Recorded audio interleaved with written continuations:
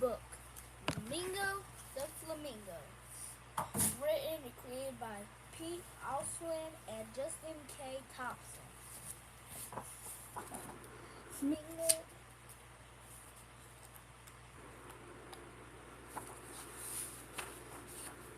Today was the big day for our first time. Mingo was about to head south for the winter. His bags were packed and he was ready to fly. The journey did not get off to a good start. They flew straight into a storm. Boom, clap, clap, thunder, lightning. Oh no! Ah! That Mango flew down.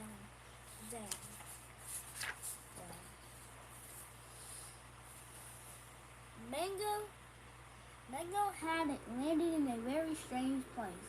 You ever seen such a thing? Sure seems strange. What is it? A golf club, said Brewster.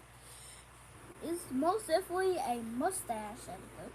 No, it belongs onto the front lawn, said Mouse.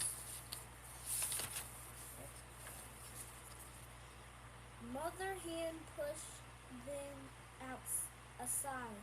No, this poor baby is hurt, and I'm here to help.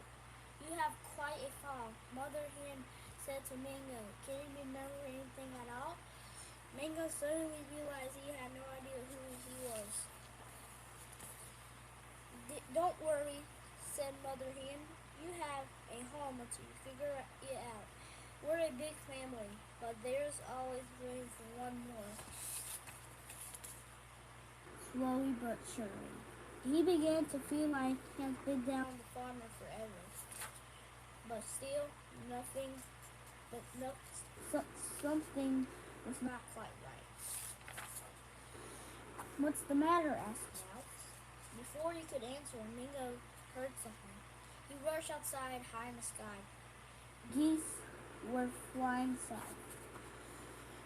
Slow down, friend, said Mouse. Before you take off, you need to get that busted wing into shape. I'll be your personal trainer. Mingo ran. He did one wing push-up. Soon his wing was stronger than ever. Mingo was ready to take off. From the top to barn, Mingo said, "Goodbye, everyone. Thanks for the memories." Then Mingo spread his newly pumped up wings. 3, 2, 1. Thump. Oh no. I'm not strong as I thought, he muttered from under the snow. I'll never get home again, said Mingo. But little did Mingo know his friends were on one step ahead. They had a plan. A flying machine. Thank you.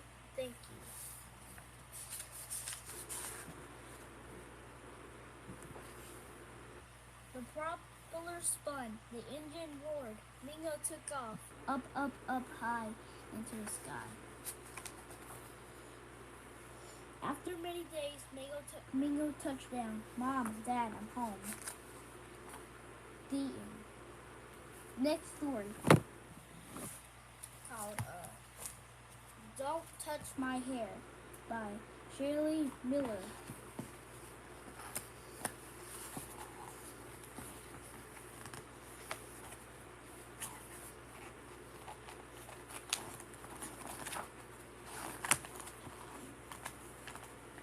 I'm Era, and this is my hair. I love my hair. It's soft and bouncy, and it grows up towards the sun like a flower. I love it up or down, styled or wild. I don't care. I just want it to be free. Actually, everyone loves my hair too. When I walk down the street, I hear somebody complaining. It's so big. How do you get it too fluffy? I wish I had hair like that. It's great that people love my hair, but some people love it so much that they want to touch it. I don't like this. What does it feel like? They're so curious about my hair that they try to touch it without even asking for permission. Oh, I want to feel. Me too. I got very good at avoiding hands. I had to start looking for ways to hide my hair. I tried blending in the scenery, but I'm quickly spotted over here. I tried hiding underwater, but that doesn't last long. Oh wow, I love your hair. Can I touch it? I escaped to the jungle, but the critters just can't keep their hands off my skin. Let me touch it. Me first. Even in the tallest castle, someone is always there, ready and waiting to touch my hair. Girl, your hair is free. No matter how far I go, it doesn't seem to matter. How'd you get it so good? Finally, I find a place where no one wants to touch my hair. But after a few hours, I get lonely. I decide to go home.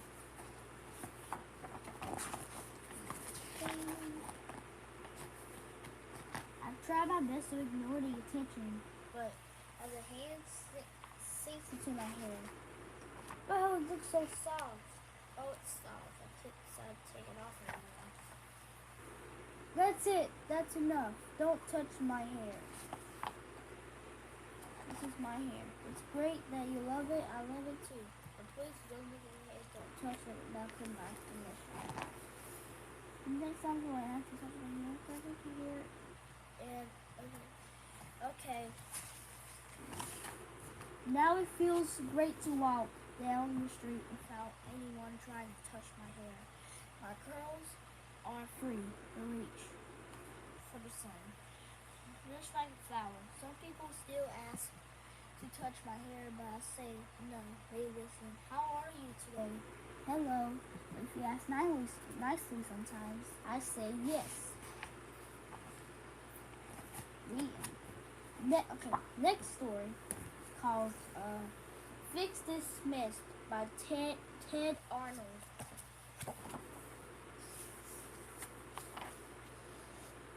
Robug came in a box.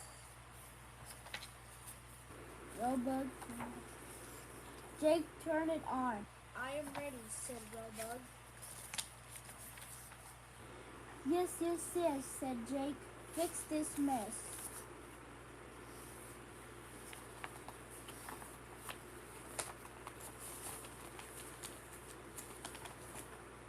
I'll fix this mess, said Robug. No, said Jake. Fix this mess. I will fix this mess, said Robug. No, said Jake. Fix this mess. I will fix this mess, said Robug. No, said Jake. Get rid of this mess. I'll get rid of this mess, said Robug. No, said Jake. Put it all back. I'll put it all back, said Robug. Okay, said Jake. Now Robug fix this mess. I will fix this mess, said Robug. The end. Jake missed a spot, said Robug. The end. Next story. Owl Moon by Jake Yolen. Illustrated by John Scolenherd.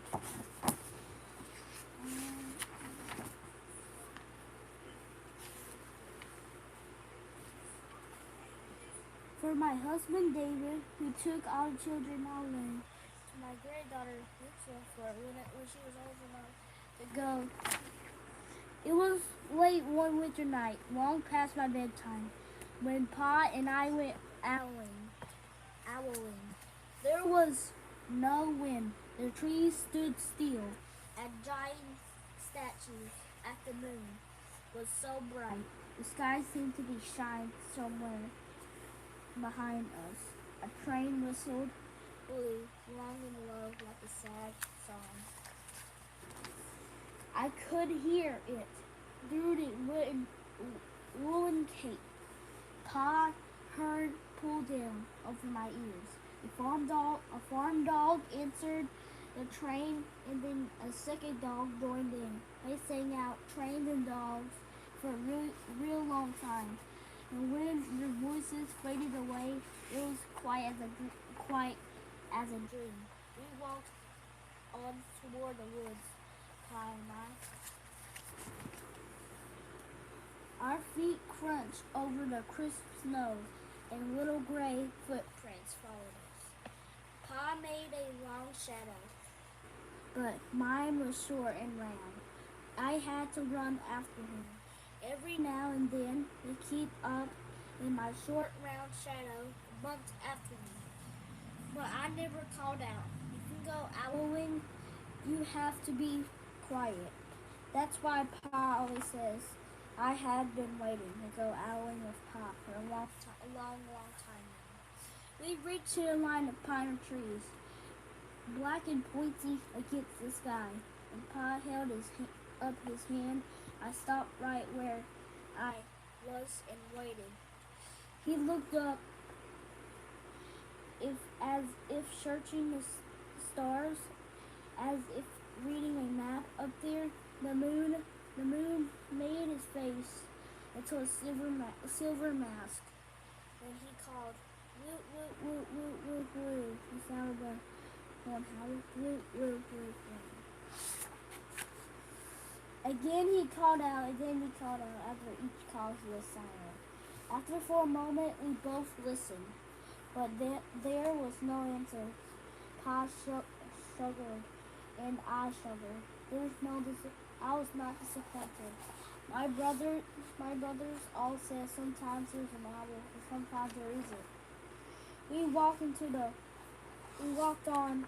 I could feel the cold, as if someone's icy hand was palmed down on my back and nose, and the tops of my cheeks. Felt cold and hot at the same time, but I never said a word. If you go owling, and you have to be quiet and to make your own heat. When we went into the woods, the shadows were the blackest things I ever seen. They stained the white snow. My mouth felt firm for a scarf over it. I didn't ask what kinds of things hide behind black trees in the middle of the night. When you go owling, you have to be brave. Then we came to a clearing in the dark woods. The moon was high above us and seemed to fit exactly over the center of the clearing, and snow below it was whiter than the milk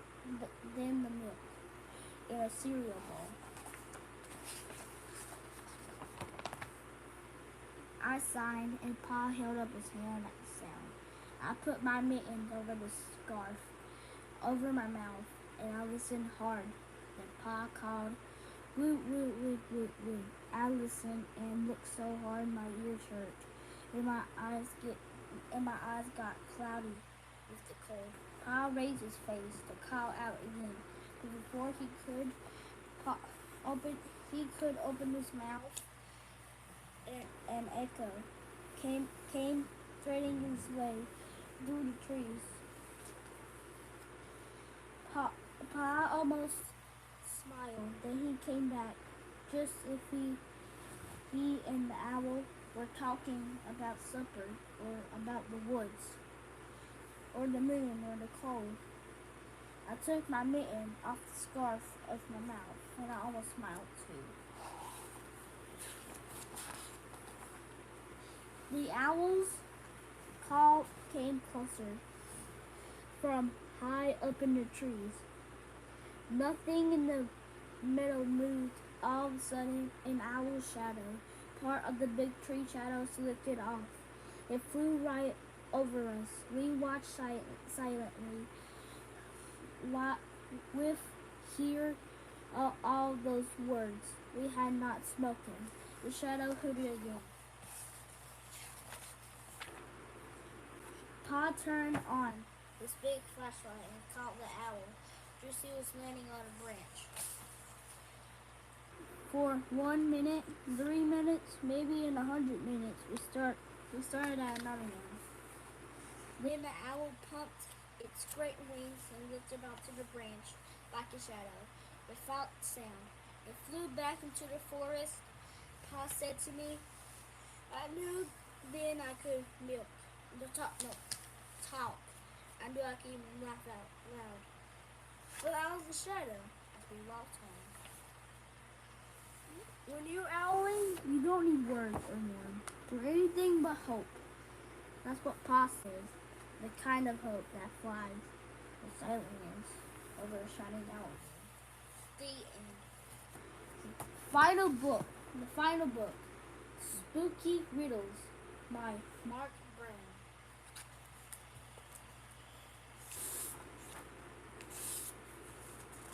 What does a mother ghost say to her child when they get into a car?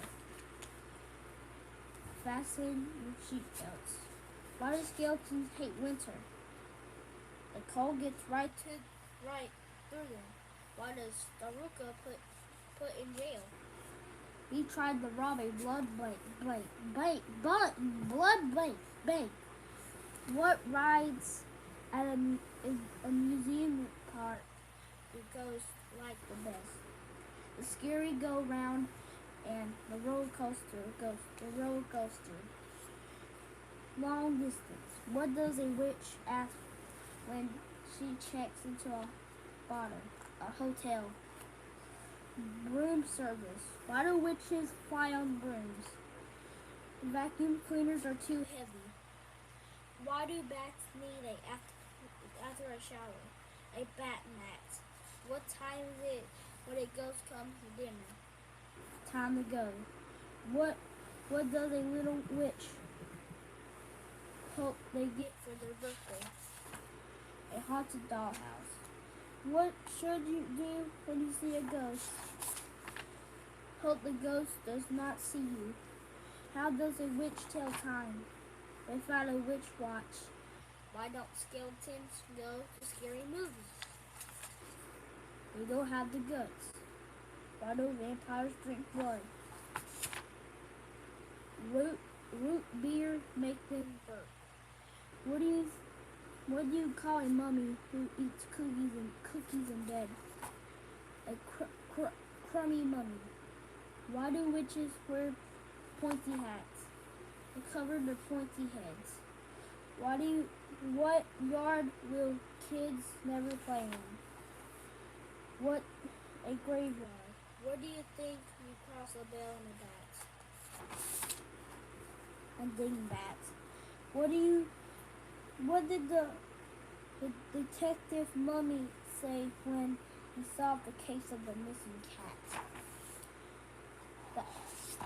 That about wraps it up. The end. We need another book.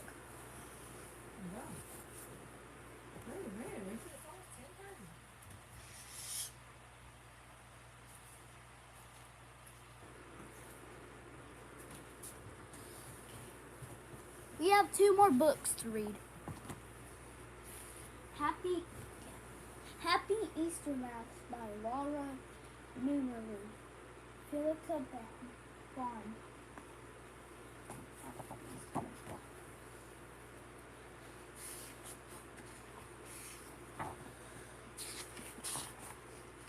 The night before Easter, Mouse decorates some eggs.